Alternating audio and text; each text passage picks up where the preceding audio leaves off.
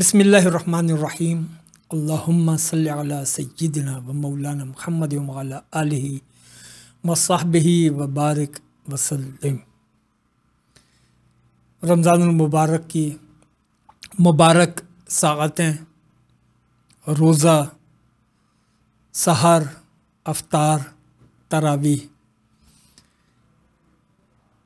رات کے آخری حصے میں سحر کے لیے بیدار ہونا، یہ ساری وہ حسین سعادتیں ہیں جو ہمیں اندر پاکیزگی بخشتی ہیں اور اللہ کے دربار میں قرب عطا کرتی ہیں۔ رمضان المبارک میں دن میں روزہ رکھا جاتا ہے اور خالق کائنات نے روزوں کی فرضیت اور اہمیت اور مقصدیت پر کلام کیا۔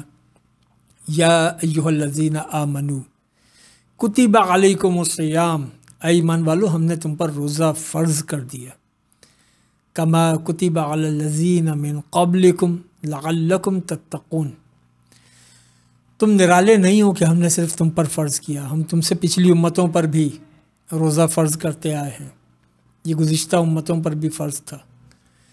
لعلکم تتقون، مقصد یہ ہے کہ تم صاحب تقوی ہو جاؤ۔ تو روزے فرض کیے گئے اور گزشتہ امتوں پر بھی فرض تھے۔ مقصد تقوی ہے۔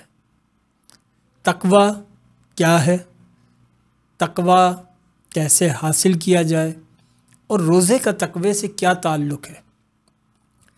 روزے کا تقوی سے گہرا تعلق ہے۔ روزہ حصول تقوی میں مددگار ہے، کیونکہ تقوی کیا ہے کہ اللہ جو کہے وہ کرو، اللہ جس چیز سے روکے وہاں رک جاؤ، یہی تو تقوی ہے۔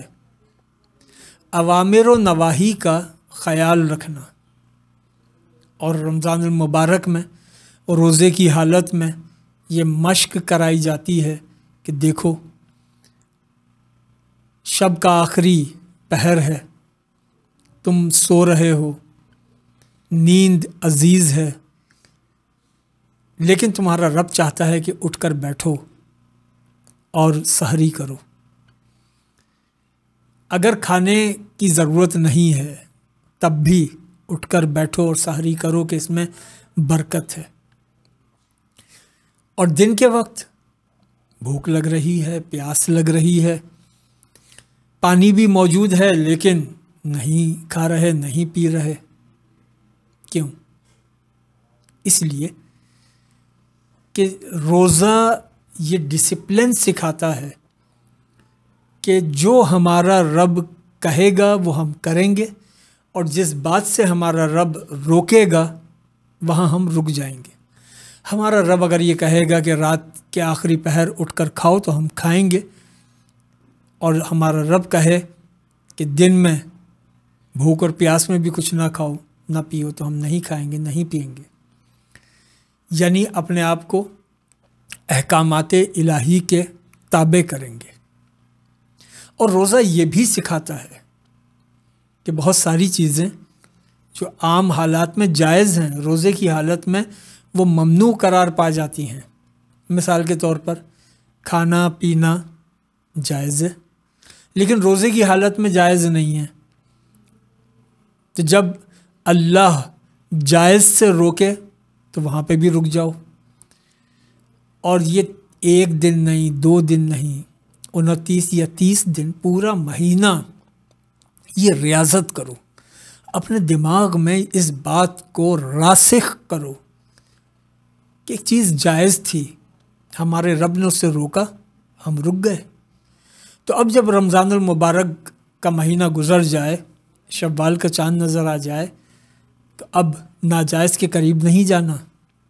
کیوں؟ اس لیے کہ ہم نے تو یہ ریاضت کی ہے کہ ہم رب کی خاطر، اگر رب جائز سے روکے گا تو ہم جائز سے بھی رک جائیں گے، تو یہ کیسے ممکن ہے کہ ہمارا رب جب ناجائز سے روکے تو ہم ناجائز کے قریب جائیں؟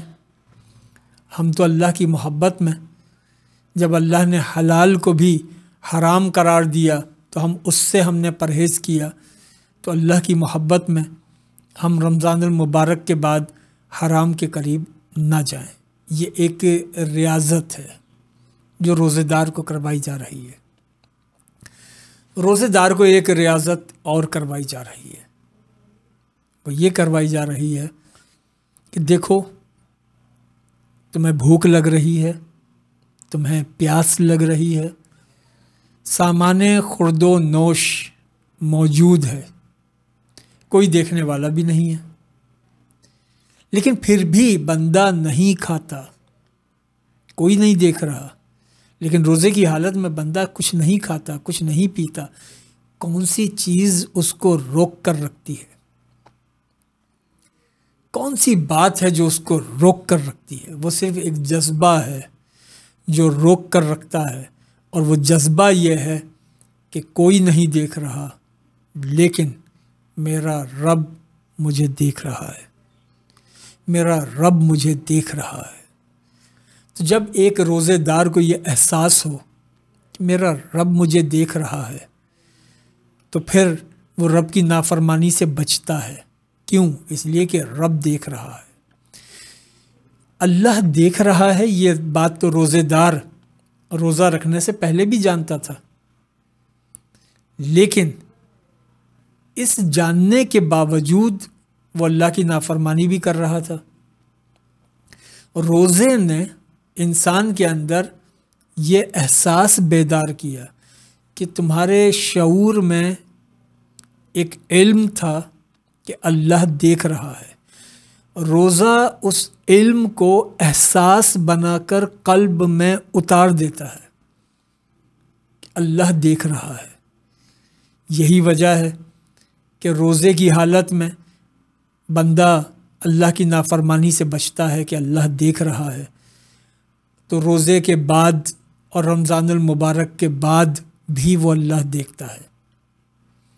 پھر بندہ اس بات کو محسوس کرے کہ رمضان المبارک کا مہینہ رخصت ہو گیا، لیکن اللہ تو اب بھی دیکھ رہا ہے، میں کیسے اللہ کی نافرمانی کروں؟ اللہ تو اب بھی دیکھ رہا ہے۔ افطار ہو گئی، روزہ مکمل ہو گیا، لیکن اب بھی اللہ دیکھ رہا ہے۔ یعنی روزہ یہ مشق کراتا ہے کہ اپنے آپ کو اس بات کے لیے آمادہ کرو کہ یہ سوچنے لگ جاؤ، اور صرف سوچنے نہیں لگ جاؤ، یہ محسوس کرنے لگ جاؤ کہ تمہارا رب تمہیں دیکھ رہا ہے۔ یہ احساس کہ رب دیکھ رہا ہے اگر پوری زندگی پر محیط ہو جائے، یعنی پوری زندگی اس احساس کے تابع ہو جائے، تو اسی کا نام تقویٰ ہے، اسی کا نام پرہیزگاری ہے۔ اسی کے نتیجے میں بندہ پاکیزگی اختیار کرتا ہے، پاکیزہ ہو جاتا ہے، اس احساس کے ساتھ کہ ہمارا رب ہمیں دیکھ رہا ہے۔ تو رمضان المبارک یہ صرف ایک مہینے کی عبادتوں کا مہینہ نہیں ہے، بلکہ اگلے 11 مہینوں کے لیے پیشگی تیاری کا مہینہ ہے کہ ہم اگلے 11 مہینوں کے لیے تیاری کریں، ہمیں زندگی کس طریقے سے گزارنی ہے۔ یعنی ایک مہینہ ہم ایک تربیتی نظام سے گزریں، اور اس ایک مہینے میں تربیتی نظام سے گزر کر اپنے آپ کو تیار کر لیں کہ اب اگلی زندگی ہماری کیسی ہوگی۔ اگر ہم نے رمضان المبارک کے تربیتی نظام سے گزر کے اگلے 11 مہینوں کے لیے اپنی زندگی کو بہتر کر لیا تو پھر ہم نے مقصد رمضان پا لیا، اور اگر ہم یہ کرنے میں ناکام رہے تو ہم نے رمضان میں جو عبادت کی اس کا ثواب تو مل جائے گا، لیکن مقصد جو حصول تقویٰ تھا اس میں ہم ناکام ہو جائیں گے۔ اللہ تعالی ہمارا حامی و مددگار ہو کہ ہم روزوں کے ذریعے تقوی کے حصول میں کامیاب ہو جائیں۔